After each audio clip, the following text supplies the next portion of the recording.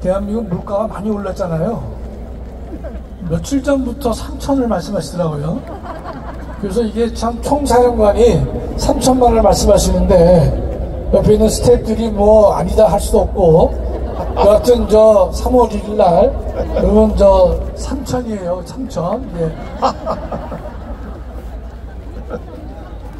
존경하는 애국동지 여러분, 지금의 헌법재판소가 왜 존재하는지 그 이유를 알 수 없습니다.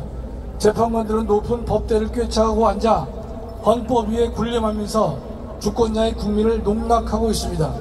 헌법과 법률 위반은 다반사이고 국민을 속이기까지 합니다. 양심의 화인맞은 인간들이 다른 사람을 판단한다고 하는데 가슴이 터질 것 같습니다. 문영배는 제멋대로 놀면서 망언도 서슴지 않습니다. 대통령의 반대 신문권도 불허하고 중복 일정으로 변론 기일을 변경해달라는 당연하고 상식적인 요청을 개무시했습니다. 거지에게도 이렇게 하지는 않습니다. 누구의 부탁을 받고 그러는지, 또 누구에게 얼마나 잘 보이려고 그러는지 잘 모르지만 시정잡배에도 미치지 못하는 짓을 하고 있습니다. 문영배에게 경고합니다. 인생 그렇게 살지 마라. 하늘이 무서운지 알아야 할 것이다. 민주당은 문영배의 임기 연장을 가능하게 하는 법안을 발의했습니다. 놀고 있습니다. 헌법이 정한 임기를 법률로 누리려 하는데 명백한 위헌이 됩니다. 천년피인 아버지 이재명을 모시다 보니 그런 것 같은데 역시 그 애비의 그 아들들인 것입니다. 존경하는 애국동지 여러분, 어제 경천 동지할 사실이 밝혀졌습니다. 공수처 오동훈은 서울중앙지법에 윤석열 대통령을 피의자로 적시한 압수수색 영장과 통칭영장을 청구했다가 기각된 사실이 밝혀졌습니다. 윤갑군 변호사는 7만 쪽에 달하는 수사기록을 검토하며 공수처의 거짓을 밝혀냈던 것입니다. 예상대로 공수처는 불법에 불법을 더했습니다. 윤석열 대통령은 반란수계 이재명에게 무릎 꿇은 오동훈에 의해 불법 수사를 받았고, 서부지법 이순영, 신한미, 정은경의 불법 영장으로 구금되었으며 국수본 우종수의 불법 집행으로 체포되었고 심우정의 불법 기소로 구금되었던 것입니다. 불법으로 대통령을 수사하고 구속에 협력한 자들을 당장 처벌해야 되는데 아직 이를 수사할 신뢰할 만한 수사기관이 없다는데 우라통이 터집니다. 대통령께서 하루속히 복귀하셔서 대통령을 불법으로 체포 감금한 자들의 책임을 엄중히 물어야 할 것입니다.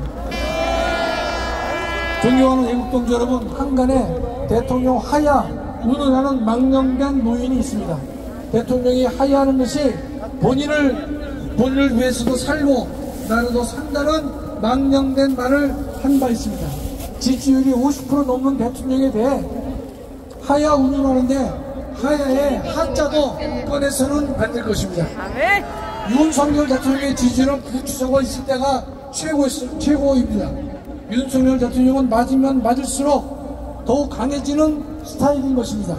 그가 직무정지를 4번이나 당했다고 하는데 근본에도 반드시 살아 돌아올 것입니다. 그래야 반국가 반란 세력을 일거에 척결하리라고 믿습니다. 탄핵심판 결정에 대해서도 8대0 운운하는 인간들이 있는데 원래 겁먹은 개가 더 크게 짖는 법인 것입니다. 8대0에 활자도 꺼내서는 안 되는 것입니다. 이준석 탄핵에서도 4대4였고 근본 변론기일 연장권도 4대4였다는 사실에 주목해야 할 것입니다. 마은혁 재판에 대해서도 선고기일도 잡지 못하고 있는데 그것도 4대4로 갈리고 있기 때문인 것입니다. 근본 대통령 탄핵은 4대4로 기각될 것이 확실합니다. 존경하는 애국동지 여러분, 우리 광화문 애국세력은 윤석열을 지켰고 대한민국을 지켰다는 그 사실에 자부심을 가지시기 바랍니다. 작년 12월 반국가 세력이 헌법 수호 세력을 부산까지 몰아붙였고 대한민국은 바로 바다에 던져질 위험에 처해 있었습니다. 그러나 광화문 애국 세력은 12월 달 말에도 반국가 세력의 미친 광풍을 맨손으로 저항했고 싸웠던 것입니다. 반란 세력들은 6.25 전쟁 당시 소련제 T-34 탱크와 같은 공수처, 경찰, 검찰, 법원을 앞세워 순식간에 대통령과 헌법 수호 세력을 짓밟았습니다. 그러나 12월 말부터 이루어진 광화문 애국 세력의 대대적 반격은 적의 허리를 자르는 제2의 인천 상륙작전을 성공시키면서 전세는 역전되기 시작했던 것입니다. 지금은 내란이라는 단어가 사라졌고 위헌이라는 말도 간간히 들리고 있을 뿐입니다. 만일 광화문 애국 세력이 12월에 반란 세력과 싸우지 않았다면 윤석열 대통령은 이미 끝났을 것입니다. 여러분들은 저 최원중 환자인 대통령을 한계를 넘기기 전에 구해냈던 것입니다. 그 중심에 광화문 총사령관이신 전광훈 목사님이 계셨습니다. 이 대목에서 우리 다시 한번 전광훈 목사님 위해서 박수 한번 하겠습니다.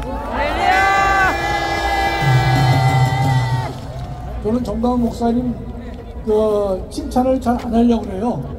혹시 교만해지실까봐. 네. 지금도 교만한 끼가 좀 있으시죠? 그러나 7년간 목사님이 이루신 성과를 살펴본다면 그 정도는 아무것도 아닙니다. 진짜 작년 12월 달에 전광훈 목사님이 중심이 되신 광화문 애국 세력이 없었다면 우리는 이미 부산 바다 앞바다에 헌법 수호 세력들은 빠졌을 것이다. 맞아. 그렇게 믿고 있습니다. 빠져줬을 거예요. 저는 대통령 탄핵 기각이라는 기쁨을 곧 맞이할 수 있을 것으로 확신하고 있습니다. 할렐루야! 이 모든 일은 하나님이 직접 주관하셨고 개입해 주셨기에 가능했습니다. 아멘. 존경하는 애국동지 여러분, 오늘 우리가 이 자리에 왜 모였습니까?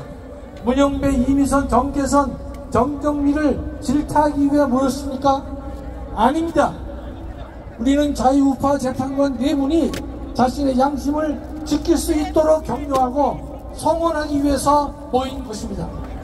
헌법재판소가 부패를 넘어 타락했지만 그래도 양심을 지키고 헌법을 수호해주는 귀한 재판관 4분이 계십니다. 이것이 대한민국의 저력이라고 저는 믿습니다. 이 4분이 흔들리지 않고 반국가 반란 세력의 모진 공격과 유혹에도 버틸 수 있도록 우리는 이 4분을 지켜야 할 것입니다. 다음 주 3월 1일 목사님 3천만이죠? 같이 미쳐가는 입장인데 우리 모두 3월 1일 3천만이 모여서 이 마지막 싸움을 끝까지 잘 마무리해야 될 것으로 믿습니다. 감사합니다.